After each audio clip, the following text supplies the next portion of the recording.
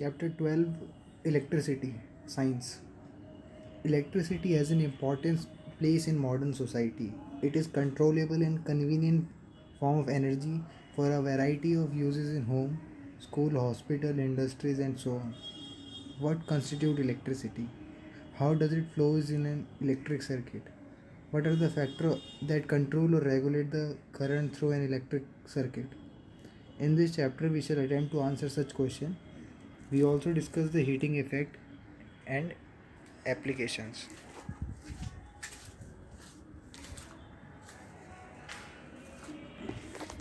तो इलेक्ट्रिसिटी हम रोज़ यूज़ करते हैं, है ना। एनर्जी की फॉर्म है एक, जो हम स्कूल में, हॉस्पिटल, इंडस्ट्री हर जगह यूज़ करते हैं। ये इलेक्ट्रिसिटी बनती कैसे है? इलेक्ट्रिक सर्किट में फ्लो कैसे होती है इलेक्ट्रिसिटी, ठीक है, तारों से कैसे होती जाती है, क्या फैक्टर होते हैं जो इसको कंट्रोल करते हैं, रोक पाते हैं, रेगुलेट करते हैं। इस चैप्टर में हम ये सब देखने वाले हैं और साथ ही साथ हीटिंग इफेक्ट भी देखने वाले हैं। Electric current and circuit. We are familiar with air current and water current. We know the flowing water constitute water current in river. Water current क्या होता है? पानी का बहाव। तो ऐसे ही इलेक्ट्रिसिटी का बहाव इलेक्ट्रिक करंट होता है। If electric charge flows through a conductor, for example metallic wire से फ्लो हो रहा है, we say there is an electric current in the conductor. ठीक है, अगर फ्लो हो रहा है हमारा वायर से, तो उसको हम कहेंगे कंडक्टर में क्या इलेक्ट्रिक करंट है। टॉर्च में सेल होता है या बैटरी होती है। Provided flow of charge of the electric current through the torch bulb to grow. Bulb क्यों जलता है? क्योंकि इलेक्ट्रिसिटी पास होती है ना। We also seen that torch give light only when it switch on, है ना। स्विच ऑन होता है तभी लाइट आती है। अभी बताएंगे टॉर्च के बारे में। Switch make a conducting link between the cell and the bulb. Switch क्या करता है? सेल और बल्ब के बीच में जैसे स्विच ऑन ऑफ करते हैं तो बल्ब जलता है ना। A continuous and close path of electric current is called electric circuit. इसको अंडरलाइन कर दो। सर्किट क्या होता है? कंटिन्यूस और क्लोज पाथ। ठीक है, किसका? इलेक्ट्रिक करंट का। Now if the circuit is broken, तो करंट स्टॉप हो जाएगा, तो बल्ब ग्लो नहीं करेगा। How does we expect electric current express electric current? तो इलेक्ट्रिक करंट को हम इस तरह से एक्सप्रेस करेंगे। एक्सप्रेस करना मतलब डिफाइन करना। तो इलेक्ट्रिक करंट होता क्या है कि amount of charge flowing through a particular area in unit time, यानी एक टाइम पे कितना चार्ज फ्लो हो रहा है एक एरिया में से। ठीक है, इसको हम कहते हैं करंट। ध्यान रखना, इसको भी अंडरलाइन कर लो।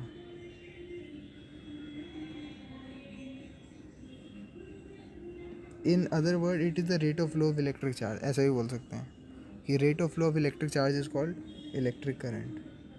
However, electrons were not known at the time when the phenomena of electricity was observe. तो उस टाइम पे इलेक्ट्रॉन का पता नहीं चला था। सो इलेक्ट्रिक करंट को हम मानते थे कि पॉजिटिव चार्ज फ्लो हो रहे हैं, and direction of flow positive charge was always taken direction of electric current. यानी जिस दिशा में इलेक्ट्रिक करंट जा रहा है उधर ही हम फ्लो ऑफ पॉजिटिव चार्ज मानते हैं। ठीक है, ये पुराने समय की बात है। अभी नए समय का बताता हूँ क्या होता है। हाँ, conveniently in electric circuit the direction of electric current is taken as opposite to the direction of flow of electron which is negative charge, है ना। अब क्या होता क्या है असल में, जहाँ पे इलेक्ट्रॉन फ्लो करता है ना उसके अपोजिट में हमारा करंट फ्लो करता है। समझ में आया क्या बोल रहा हूँ? यानी नेगेटिव चार्ज की अपोजिट डायरेक्शन में हमारा इलेक्ट्रिक करंट फ्लो करेगा।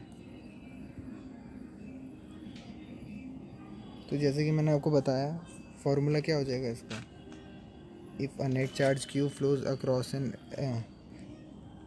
Cross section of conductor time T, I is equals to Q by T हो जाएगा। ऐसा यूनिट ऑफ चार्ज क्या होती है? कूलम होती है, which is equal to the charge contain in nearly 6 × 10⁻⁸ electron. यानी इतने सारे इलेक्ट्रॉन्स में जो चार्ज होगा वो 1 कूलम होगा।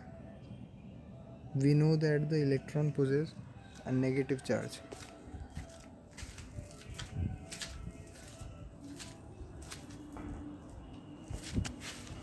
हमें पता है इलेक्ट्रॉन क्या कौन सा चार्ज पोजेस करता है? Negative charge of 1.6 × 10⁻⁻19 coulomb. यानी इतना कम चार्ज होता है एक इलेक्ट्रॉन में। The electric current is expressed by a unit called ampere. तो करंट का यूनिट, ऐसा यूनिट क्या होती है एम्पियर, चार्ज की होती है कूलम, ठीक है। और एम्पियर क्यों नाम पड़ा, एंड्रे मैरिए एम्पियर की वजह से, फ्रेंच साइंटिस्ट थे। 1 ampere constituted by the flow of 1 coulomb of charge per second, ठीक है। 1 एम्पियर होता है 1 coulomb upon 1 second. Small quantity of current also express in milliampere या माइक्रो एम्पियर। तो इंस्ट्रूमेंट जो होता है उसको एमीमीटर कहते हैं, जो करंट को नापता है सर्किट में, ठीक है। जैसे हम अपना बीपी चेक करते हैं वैसे ही एमीमीटर का यूज़ करके हम करंट चेक करते हैं। It is always connected in series in circuit through which the current is measured. तो अंडरलाइन कर लो इसको कि एमीमीटर हमेशा किस में, सीरीज़ में रहता है। पूछा जाएगा ये सब, अभी तुम्हें पता नहीं चलेगा। देखो जी, आप डायग्राम देखो, एमीमीटर कहाँ है, सीरीज़ में है। अब सीरीज़ और पैरेलल पता है ना तुम्हें, कहाँ पढ़ा होगा शायद तुमने 9th में। तो सीरीज़ में लगेगा यानी साथ में लगेगा, कोई अलग से तार नहीं घुसानी पड़ेगी। तो ये डायग्राम ध्यान में रखना, पूछा जा सकता है कि छोटा सा डायग्राम बनाओ जिसमें की, बल्ब, एमीमीटर, बैटरी वगैरह हो। क्वेश्चन देख लो, सिंपल सा क्वेश्चन है। करंट दे रखा है, टाइम दे रखा है 10 मिनट यानी 600 सेकेंड, ठीक है। और हमें चार्ज बताना है, तो I is equals to Q by T होता है, Q equal to I T हो जाएगा। तो एम्पियर सेकेंड को हम कूलम भी कहते हैं, तो 300 कूलम आंसर आ गया, ठीक है। ये क्वेश्चन बाद में करेंगे, तुम भी ट्राई कर लो एक बार। हाँ, more to know, flow of charges inside a wire, wire के अंदर चार्जेस के बारे में बात कर रहा हूँ। How does a metal conduct electricity, do you think that low energy electron would have great difficulty passing through the solid conductor. हाँ, पूछे मतलब एक लोहा जो है वो इलेक्ट्रिसिटी कैसे कंडक्ट करता है, वो तो भाई लोहा तो क्या होता है, ठोस होता है। तो क्या दिक्कत नहीं आती होगी वहाँ पे इलेक्ट्रॉन्स को पास उसके आर पार जाने में। Inside the solid the atoms are packed together with tight little space between them, but in turn out that electron are able to travel a perfect solid crystal smoothly easily. यानी क्या हुआ, भले ही कितना भी, जैसे मान लो कि एक तार है ना, उसके अंदर कितने एलुमिनियम की तार है, एलुमिनियम कितना चिपका मतलब ठोस होता है। तो पता चला कि इलेक्ट्रॉन तो ठोस चीज़ों से आसानी से पास हो जा रहे हैं, है ना। ठोस कैसी चीज़ से, मेटल या कंडक्टर चीज़ों से परफेक्टली पास हो जा रहे हैं, जैसे कि वो वैक्यूम में हो। तो motion of electron in conductor is very different from the charges in empty space, है ना। वैसे इलेक्ट्रॉन कंडक्टर में जो मोशन है वो एम्प्टी स्पेस में चार्जेस से अलग होता है। When a steady current flows through a conductor the electron in it move with a certain average drift speed. तो जब करंट पास होता है तो इलेक्ट्रॉन ड्रिफ्ट स्पीड से दौड़ते हैं। ड्रिफ्ट पता है क्या होता है, जैसे तुम गाड़ी को क्या करते हो, जैसे स्किट मार के ले जाते हैं ना, वैसा ही कुछ होता है drift. One can calculate the drift speed of electron for a typical copper wire carrying a small current and it found to be actually very small। ठीक है, ड्रिफ्ट स्पीड हो गई, हमने कॉपर वायर में ट्राई करा तो 1 millimetre पर second हो गई, इतनी स्पीड से दौड़ रहे हैं electron. How it is that the electric bulb light up as so we turn the switches on. हाँ, कैसे होते हैं कि हम जैसे हम वो बटन दबाते हैं बल्ब जल जाता है तुरंत। How it is then the electric bulb light up, बताओ भाई। It can not be that a current state only when an electron from one terminal of electric supply physically reaches a terminal through the bulb, है ना। ऐसा नहीं होता, हम सोचते हैं कि भाई इतनी जल्दी कैसे बल्ब चल गया। तो ऐसा नहीं है कि तुमने बल्ब जलाया, वहाँ से इलेक्ट्रॉन गया, रास्ता तय वय करके पहुंचा वहाँ तक, बल्ब के पीछे चिपक गया, ऐसा नहीं होता। इलेक्ट्रॉन की चेन होती है, ठीक है, नीचे लिखा होगा। बोल रहे हैं कि because the physical drift speed of electron, हाँ, बहुत स्लो होती है। अगर एक ही इलेक्ट्रॉन होगा तो बहुत स्लो फिजिकल ड्रिफ्ट स्पीड होगी। The exact mechanism of current flow which take place with speed close to speed of light. सोच रहे हो, स्पीड ऑफ लाइट के क्लोज होता है, जो कि फैसिनेटिंग है, but it is beyond the scope of this book. Do you feel like probing this question to an advanced level, है ना। यानी अब यहाँ पे तुम्हारी क्यूरियोसिटी आ जाती है। तुम्हें अगर वैसे ही मोर टू नो में डाला है, चेक करो इसको, है ना। Electric potential and potential difference, ये क्या होता है। Let us consider analogy flow of water.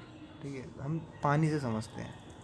Charges do not flow in copper wire by themselves, just water in perfect horizontal tube does not. ठीक है, अब तुम एक पाइप है, पाइप में से पानी बाहर नहीं आएगा अगर तुमने मोटर वोटर नहीं लगा रखी हो। ठीक है, समझ में आ रहा है। मतलब एक खाली पाइप ले लो, उसके अंदर पानी रख दो और हिलाओ मत उसको, तो पानी बाहर आएगा। तो ऐसे पानी बाहर नहीं आता। If one end of the tube is connected to a tank of water, जब तक मोटर से कनेक्ट नहीं होता, जो कि या तो मोटर से करो कनेक्ट, है ना। मतलब तुमने मान लो टंकी से कनेक्ट कर दिया, तो टंकी में से पानी आ जाएगा जो ऊंचाई पे रखी हुई है ना। तो यहाँ पे क्या हुआ, डिफरेंस हुआ ना, पोटेंशियल डिफरेंस। पोटेंशियल हाइट का डिफरेंस होता है वैसे तो, मगर यहाँ पे थोड़ा अलग केस है।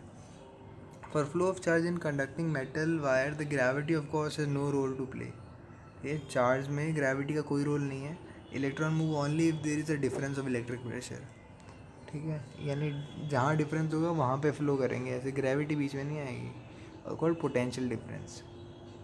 ठीक है, along the conductor, this difference of potential may be produced by battery consisting of one or more electric cells, और chemical action within a cell generate the potential difference across the terminal। तो chemical action जो cell में होता है वो potential difference generate करता है, तभी तो सेल ख़राब हो जाता है, तो अंदर केमिकल ख़त्म हो जाता है।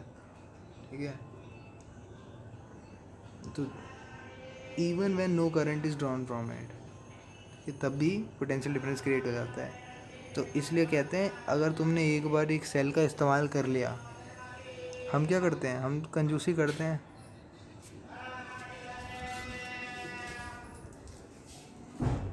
कहते हैं कि हमारे पास एक सेल था, मैंने थोड़ा सा टीवी चलाया और उसके बाद क्या करा, रिमोट को रखे रहने दिया। मैंने बोला ज़्यादा रिमोट चलाऊंगा तो सेल ख़त्म ना हो जाए, और सेल में तो रिएक्शन चालू है।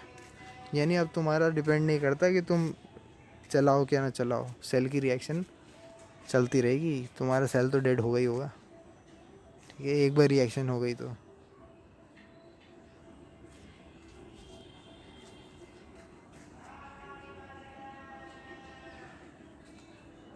When the cell is connected to a conducting circuit element, the potential difference sets the charge in motion in the conductor and produces an electric current। ठीक है, तो पोटेंशियल डिफरेंस की वजह से इलेक्ट्रिक करंट प्रोड्यूस होता है। In order to maintain the current in a given electric circuit, the cell has to expand chemical energy stored in it। तो अगर हमें मेंटेन करना है तो करंट को, तो केमिकल एनर्जी को एक्सपेंड करना होगा। We define electric potential difference between 2 points in an electric circuit carrying some current as a work done to move unit charge from one point to another। इसको underline कर लो।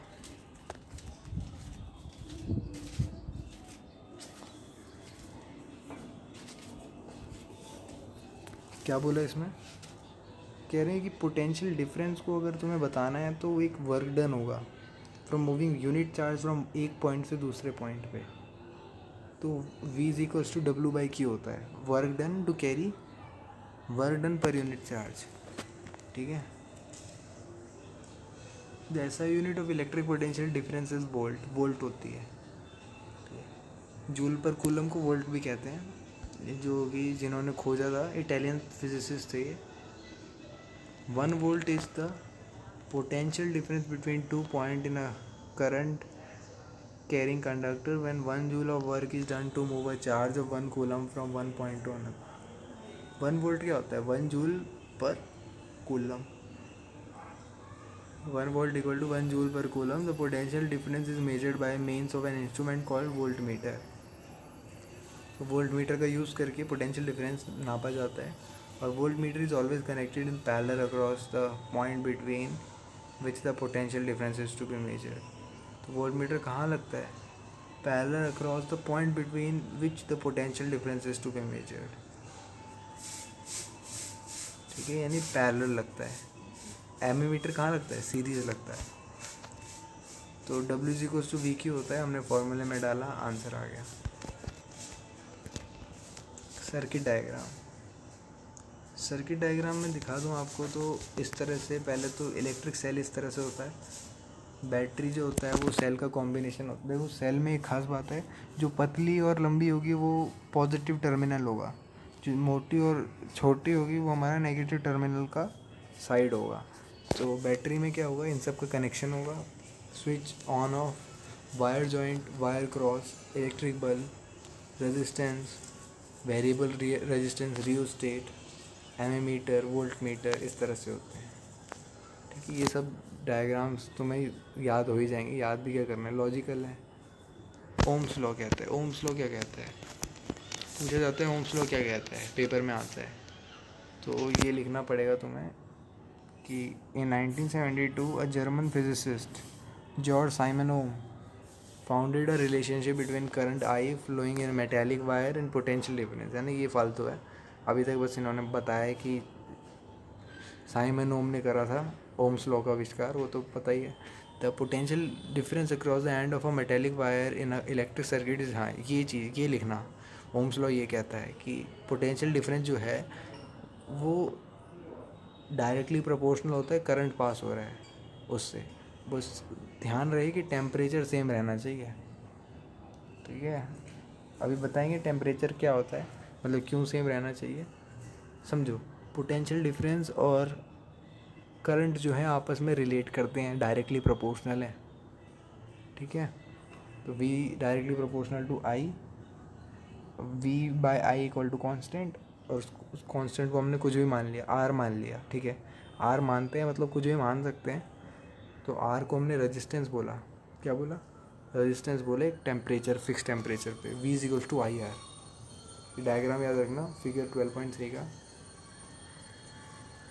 फिर R is equal to V by I होता है। तो कोई पूछेगा resistance को बताओ क्या होता है, रेजिस्टेंस के बारे में, तो ये रेजिस्टेंस की ऐसा यूनिट ओम होती है। ठीक है, कह रहे हैं कि it is a property of conductor to resist the flow of charge, पूछा जाएगा तो बोलना है कि रेजिस्टेंस ये होता है। और R equal to V by I, 1 ohm होता है 1 वोल्ट अपन 1 एम्पियर। तो कैसे डिफाइन करेंगे, पेपर में आता है ये सब, बोलते हैं डिफाइन 1 ओम। तो बोलना कि the potential difference across two ends of conductor is 1 volt and the current through it is 1 ampere, then the resistance of a conductor is 1 ohm. तब जाके 1 नंबर मिलता है। ठीक है, बाकी तो तुम्हें समझ जाओगे। एक चीज़ है रियोस्टेट के बारे में, मैंने ऊपर जिक्र किया था, बता देता हूँ क्या होता है। The component use to regulate current without changing the voltage source, यानी वोल्टेज को चेंज नहीं करना पड़ रहा है, करंट डायरेक्ट रेगुलेट हो रहा है, वो रियोस्टेट कर पाता है, क्योंकि आप रेजिस्टेंस को चेंज कर रहे हैं। क्योंकि रेजिस्टेंस एक टाइप का, ऐसे समझो, मैं शुद्ध भाषा में बताता हूँ, करंट मज़े से चल रहा है मगर रेजिस्टेंस आके करंट को रोक रहा है, तो उसको करंट को धक्का देके उसको हटाना है, फिर जाके आगे बढ़ना है, ऐसा कुछ। यानी जितना ज़्यादा रेजिस्टेंस होगा, जितना ज़्यादा रुकाव होगा, उतना बुरा है। ठीक है, नाउ ये फिगर को छोड़ो,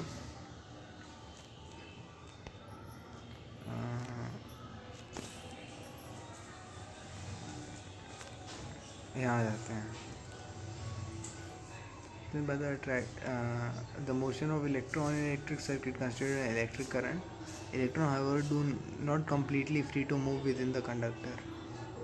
ठीक है, इलेक्ट्रॉन फ्री नहीं होते, they are restrained by the attraction of atom among which they move. तो इलेक्ट्रॉन क्या होते हैं, एटम्स के अराउंड होते हैं, तो वो भी रोकते हैं। Factors on which resistance of the conductor depend.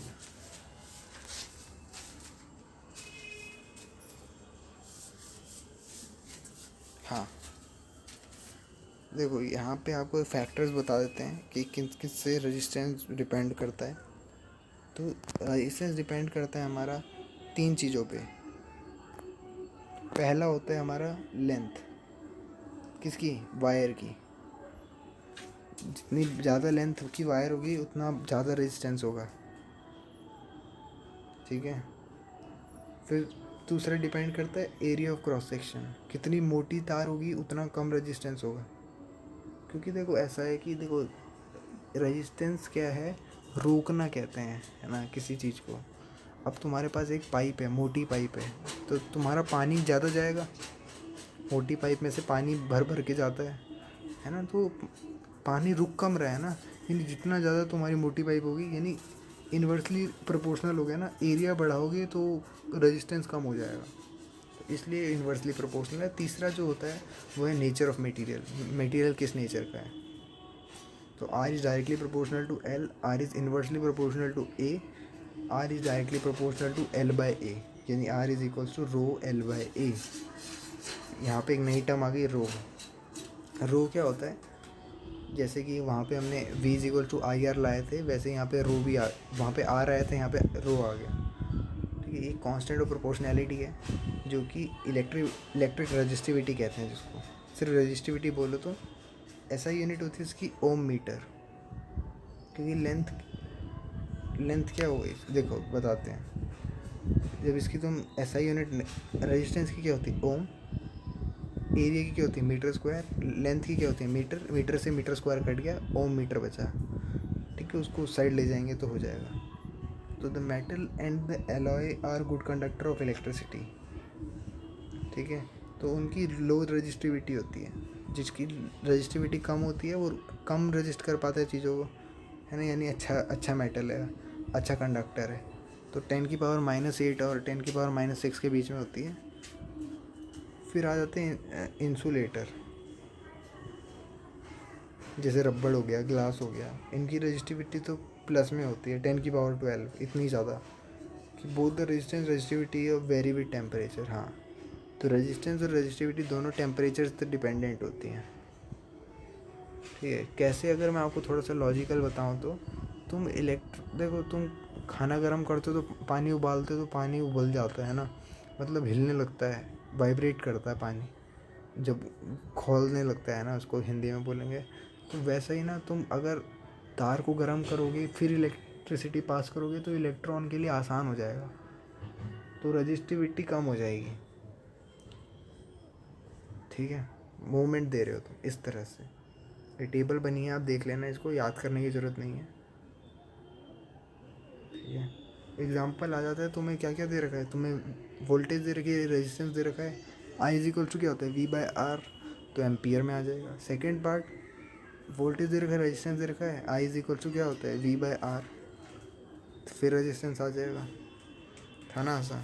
बस यहाँ पे क्या है कि देखो, from the difference of current drawn by electric bulb and electric heater of same volt, यानी वोल्टेज सेम है मगर करंट अलग अलग ले रहे हैं, है ना। बोलते नहीं तुम्हारा बिजली का बिल आया है, तो फिर एक बार बताओ, बल्ब ज़्यादा बिजली लेगा या फिर एक हीटर लेगा ज़्यादा बिजली, देखने से ही पता चल रहा है कितना करंट ले रहा है।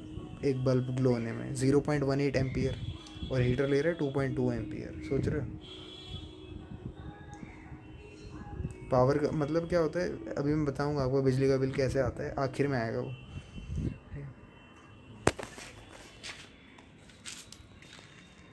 फिर आते हैं एग्जांपल 12.4 पे। यहाँ पे V और I दे रखा है, R निकाल देंगे। और अगर पोटेंशियल डिफरेंस को 120 कर दिया तब A निकाल, तब वहाँ से क्या होगा, रेजिस्टेंस तो सेम रहेगा। देखो एक बात है, रेजिस्टेंस कांस्टेंट रहता है, रियोस्टेट नहीं होता तो, है ना। यानी अगर तुम्हें V और I दे रखा है तो पहले R निकाल दो, और उसके बाद अगर V को बदल दिया गया तब I भी हमारा बदल जाएगा, मगर R हमारा वही का वही रहेगा। तो उस चीज़ को यहाँ पे दर्शाया गया है एग्जांपल 12.4 पे।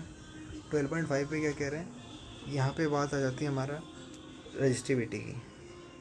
हमें रेजिस्टेंस दे रखा है, डायमीटर दे रखा है मिलीमीटर में, तो हम उसको पहले मीटर में ले आते हैं, और लेंथ ऑफ वायर भी दे रखा है 1 मीटर। तो रजिस्टिविटी क्या होता है RE/L।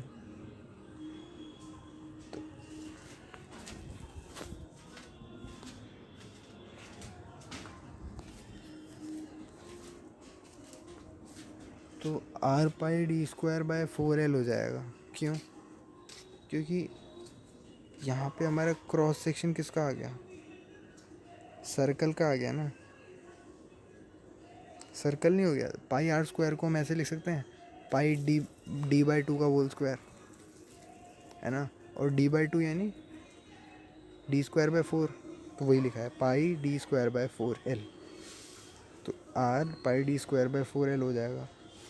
वैल्यूज़ को डालेंगे और हमारा आंसर आ जाएगा। ठीक है, तो 20 डिग्री सेल्सियस पे हमारा इतना तो मैग्नीज का है, टेबल से चेक करा। 12.6 देखो, वायर ऑफ गिवन, हाँ ये क्वेश्चन आते हैं ऐसे, ठीक है, कॉन्सेप्चुअल होते हैं। बोल रहे हैं कि हमारे अगर मटेरियल दे रखा है, लेंथ l है, area of cross section a है, रेजिस्टेंस 4 है, तो what would be the resistance of another wire जिसका मटेरियल सेम हो, यानी रजिस्टिविटी सेम है, लेंथ है हमारा l/2 और क्रॉस सेक्शन एरिया हमारे 2a। ठीक है, तो लेंथ हमारा l/2 कर दो, 2a कर दो, यानी 1/4 बाहर हो जाएगा, और रेजिस्टेंस हमारा कितना था, 4 था, तो 4 से 4 कट गया, 1 आ गया। दूसरे वाले का रेजिस्टेंस क्या हो जाएगा, कम हो जाएगा। कारण, क्योंकि हम एरिया को दुगना कर रहे हैं और लेंथ को कम कर रहे हैं, तो यही तो हमें चाहिए होता है रेजिस्टेंस कम करने के लिए। तो ऐसे क्वेश्चन आते हैं, सिंपल होते हैं।